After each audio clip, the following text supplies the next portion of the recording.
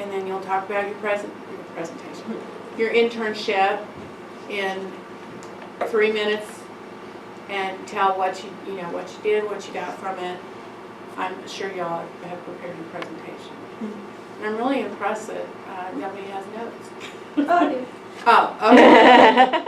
All right. I like to go off the head. So this is your audience. On Friday we had judges. However, we're not having judges today. I want my Starbucks gift card. You're all winners.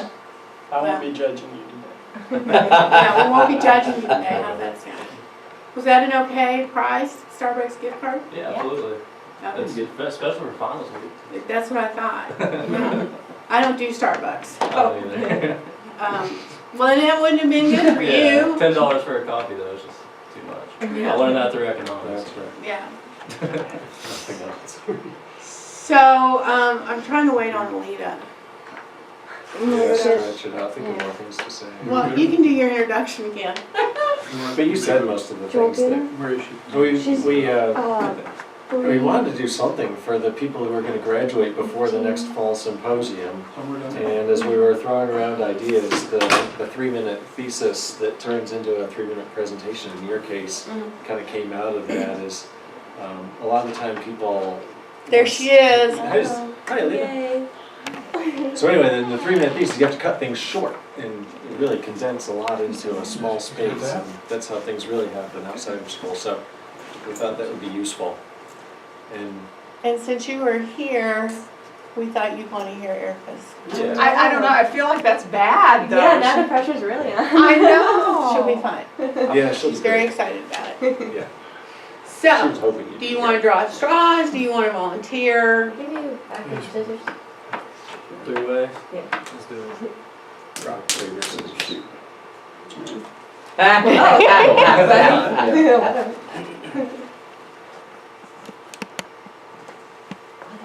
you gonna like?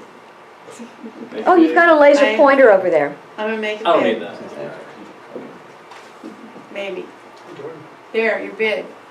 Hey, Jordan. Alright, so I had an internship with Forrester's Financial. If y'all don't know what that is, it's like an investment company. Before going to it, I thought I knew a little bit about investments because my parents actually own easy mortgage loans, and so I've already heard about housing investments like my whole life. Considering that, I thought I knew something about it. After the first day, I realized this is a completely different scenario. Not true. And they taught us a lot of things. Like one of the most important things I think it was is to be able to like communicate with someone and advise what they need to know, and actually be able to tell them down to earth things like, no, you should do this before you should do that, and then think about everything else as well. But some of the bigger things like retirement plans, like 401ks, 403bs, traditional RAs, IRAs, and Roth IRAs, I didn't know anything about any of those. And now, honestly, I can have a conversation with someone and be like, oh, well, you're a teacher, I think you should get a 403b, or if you don't already have one started, you can get a government match on what you want to put away towards it after a certain amount of time being a teacher, as I'm sure all y'all know that. And also universal life insurance, because what if you have a spouse that passes away and has all these, you don't lose it if you have life insurance. And these are some of the like main important things I really thought I should bring up here. Like this is some of the things that I'm learning about or learned about, and it's really opened up my mind towards investments and actually possibly becoming a financial advisor. So I am interested in this path, and I just feel like I would do good with it. I like talking to people, and I like knowing what I'm talking about, so here we are. I think that was about a minute and a half, but we'll extend it to 3 if we want. It's time for questions. Oh, questions. So if someone is trying to figure out how much they need to retire, it seems like one of the main rules of thumb you see is only draw down 4% a year.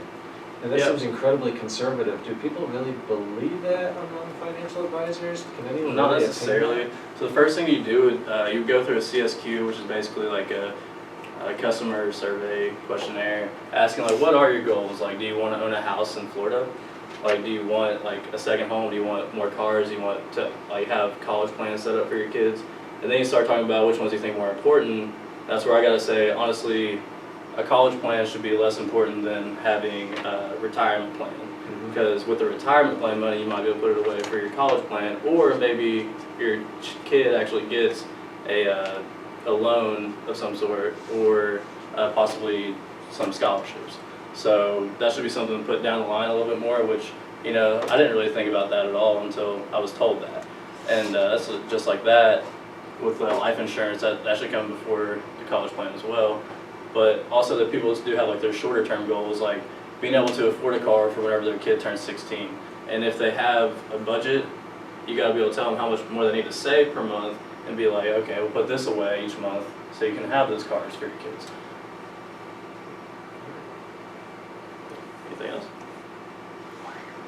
Did you pick up any kind of inspirations for your own personal investing Oh approaches yeah, going through definitely. this? Because one of the first things they taught us is like, say you have a retirement plan, you have a certain amount of money you want to put within 30 years. If you start in the first 10 years and get it done, compared to after 10 years doing it in the last 20, you're gonna have more money if you do it in the first 10. And that shows me that the earlier you can do it, the better it's gonna be off for you. Did you already start yours? Not yet. All right. You gotta get some income first, Yeah. right? I mean, I work. Any more income though? That's what I meant. So they have to shoot for who goes next. Oh, they're doing three-way rock, paper, scissors. Three-way rock, paper, Oh, you're scissors. last, because you were last year anyway. I mean, You want me to are all of y'all's about internships? Mhm. No. Well, one's gonna be a nice change of pace, I guess.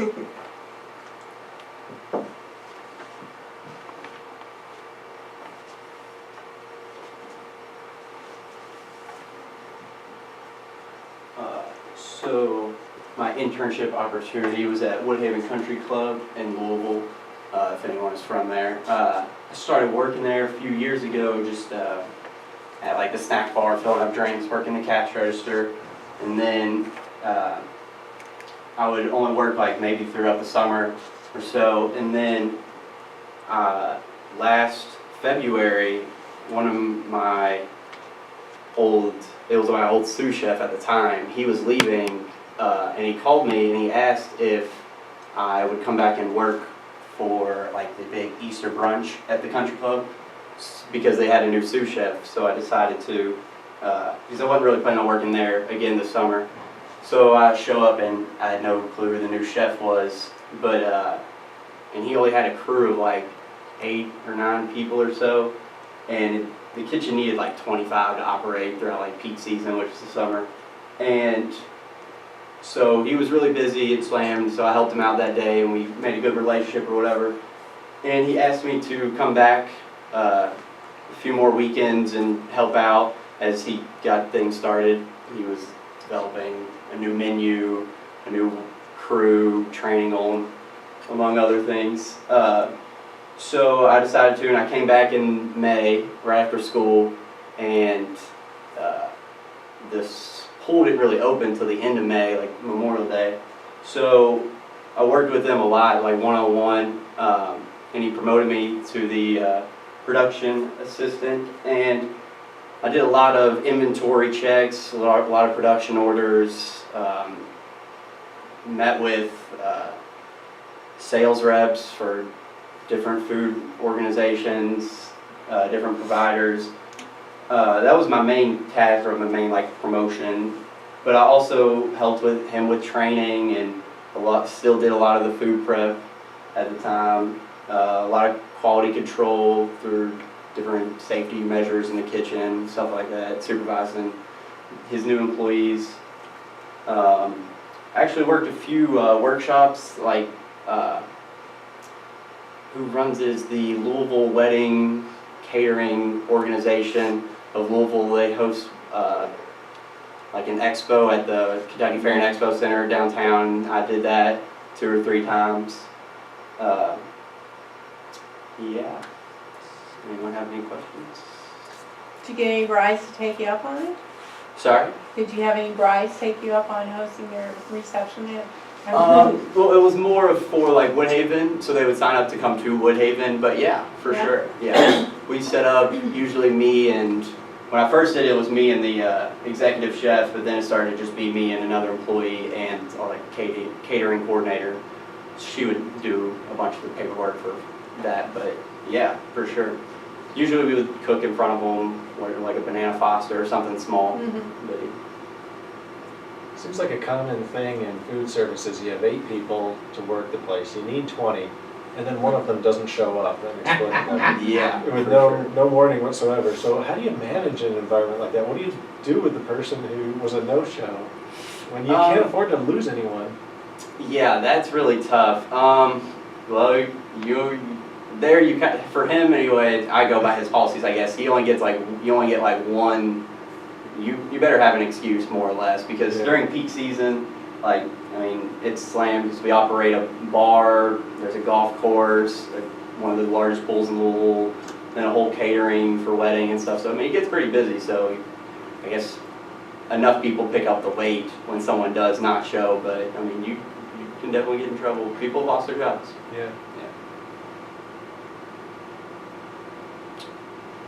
Thank you. Super.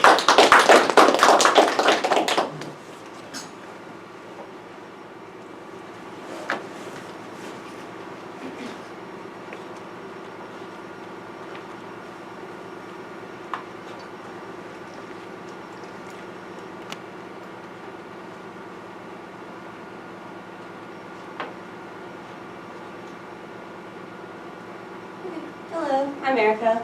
My internship was with KCARD, Kentucky Center for Agriculture and Rural Development, and the supervisor for KCARD is here, Alita, and the supervisor for my internship was also Tim Wood, so he's here. So the pressure's really on. KCARD is a nonprofit, and it's a small company. They had less than 10 people, so it was really, I got to know everyone there and work with them personally, and I always got to do projects with every person. And what KCARD does is they find funding for small businesses that need it, and they really help with making business plans, establishing goals with producers. And you kind of build your own client list and communicate with those people on a daily basis, really.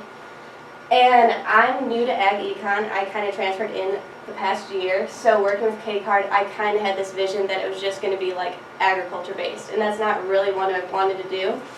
But they really showed me that you do so much more than that. Projects I did ranged from like working on accounting for one client, which was really hard, and then also just inputting data from surveys that we would take. And another project, I actually worked on my own business plan by myself, the marketing aspect of it, and just really told them what are their goals in the future, the short term, long term, and how they have to expand their client list by maybe making Facebook pages, making actual websites and stuff like that. And I would also collect data from USDA, make graphs, stuff like that. And I also experienced that KCARD sometimes it was really hard because I would call clients and they would automatically think that I was soliciting. So they would just hang up on me automatically. So KCARD really taught me how to communicate better and really just collect data and be proficient more in Excel. And the work meetings that we always went to were very long, but it was just interesting to see the different tasks that everyone was working on and how they came together and helped each other out. And now KCARD. I'm currently done, but now I have a new job waiting for me. With KCARD? No, with a different company. It's a Chicago company, but I'll be running operations here in Kentucky. Cool. Great. So tell us about your long working meetings. Well, we would have them either here or we had about 3, I think, that I went to. And it was just talking about current like tasks that people were doing, and then like if people were actually going to get funding, and just comparing stuff like that. What suggestions would you have to make us more efficient? Oh, I know that we already made that file for you anyway. Yeah, I did. I asked for suggestions on improving our internship program. Suggestions for getting new interns, or just in general for the company? Just in general, because you bring up the long work meetings, and as you know, our staff meetings go multiple hours because we don't see each other very often. Yeah. So what are some ideas that we can maybe communicate more efficiently or just speed things up? I guess I would just say maybe get like a home office somewhere. Because I know that everyone K-Card was nice because I got to work in my office, work from home. But I think a home office would have been nice because everyone has this vision in their head of what they want a certain task to look like. So there was a couple times where I would be working on a project for Brent, and he would say, this isn't what I wanted, like, can you maybe fix this part? So physically being in a room with someone is a lot different than like communicating over email. So I think that was definitely something. Did you feel like, was there any, puts on a spot a little bit, but was there any connection between your experience with the K-Card internship and how your conversation went with your new job? Did that catch their attention? Did it come up in the conversation? No, yeah, it definitely did. They asked, they said, oh, we see that you're a consulting intern, like what does that even mean, what'd you do? So they kind of just would ask, like, how did you become more proficient in Excel, and like, if your communications expanded, like, what did you do? Like, did you physically talk to these people? Did you call them over the phone? And like, what did your conversations look like? So it really did help, honestly. And what's the company you're gonna be working with? It's called AFN. It's a logistics brokerage firm, but they just acquired a company called Hitachi here, which I don't know if anyone knows what Hitachi is. Okay. So I'll be working in Harrodsburg, like kind of being a liaison between the two companies. That'll be cool. Sure. I'm excited. So it'll be in 2 weeks. So.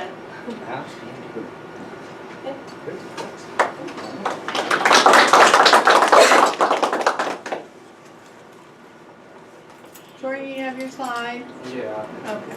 I apologize. No worries.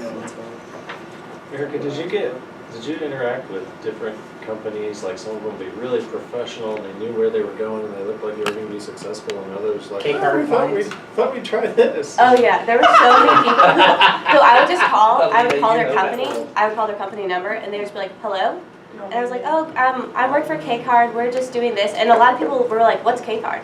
Yeah. And I'd have to say like, "Oh, we've worked with you before, like Kentucky Center for Agriculture." And then like people would just be like, "No, we don't know the answer to that." Like a lot of people just wouldn't know the answer to things, or Yeah. just didn't want to give me the time of day when really we were helping their company like input data for them and update their information. Yeah. So a lot of people like just didn't want to hear it. Wow. Yeah, so it was it was a totally different side of the spectrum. Come on, there we go. Yeah, Erica got to do some of our There producer you go. survey work too, so Mhm. you gotta mix Yep. the producers when you talk to some who wanna talk and some who don't. Yeah. Right, yeah. Alright.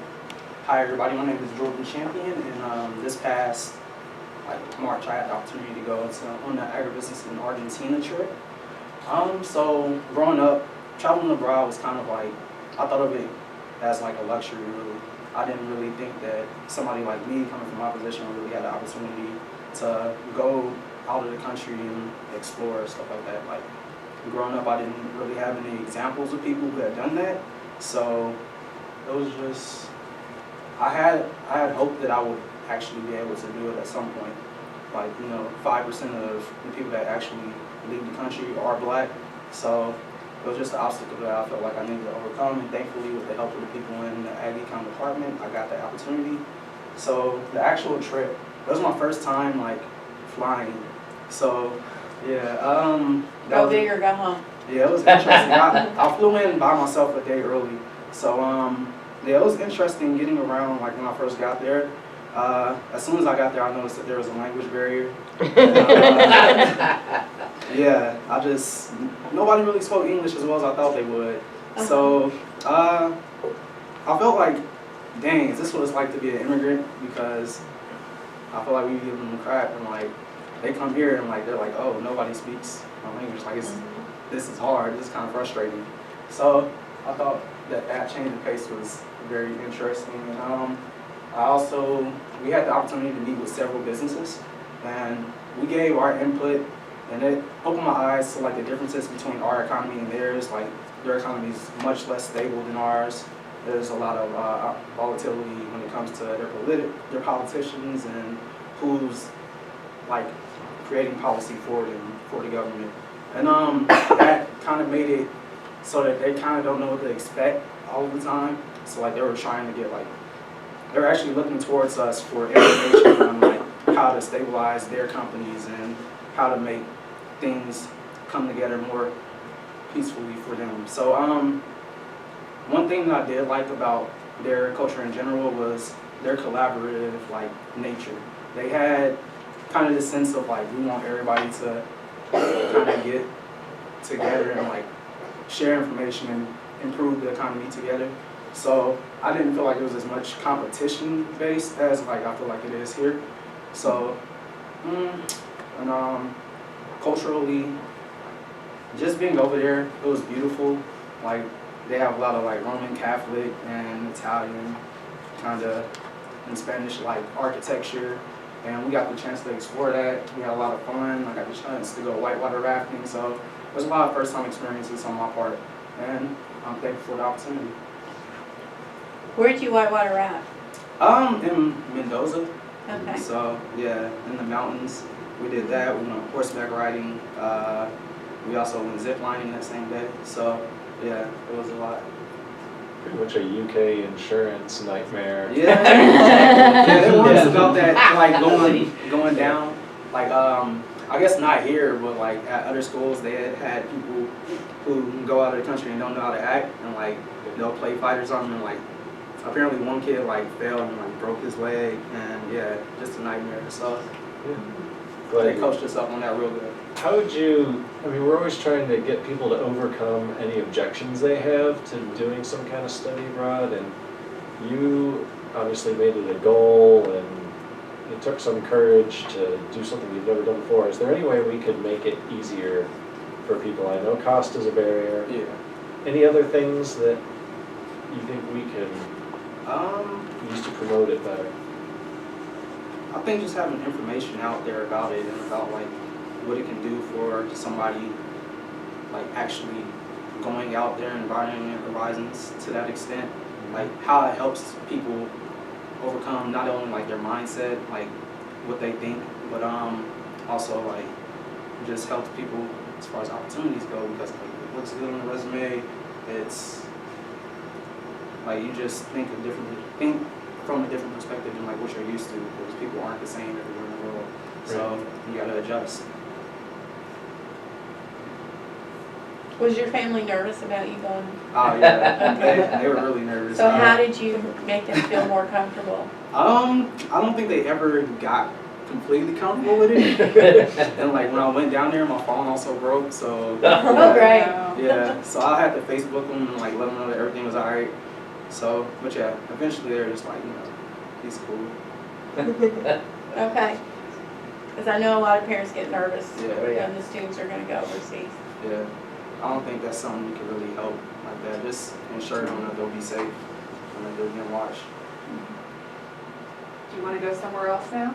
Oh yeah, I have like, what is it called, Wanderlust or whatever. That's right. Yeah, so hopefully I get to travel to a lot of places. Outstanding. Yeah, should be the thing if you want to. What's BA stand for? Buenos Aires. Oh, okay. So yeah, Duh. that's where we were when we took that picture, and we were at Norton in this picture, and we were kind of making wine, making a blend of wine. So yeah. Yeah, got the taste. Is that you tasting right there? Yeah, so I'm of age. I can do it. Was But it good? yeah, it was good. They had some good cheese and like crackers and stuff too, so it was very fancy. Yeah. Well, thank you.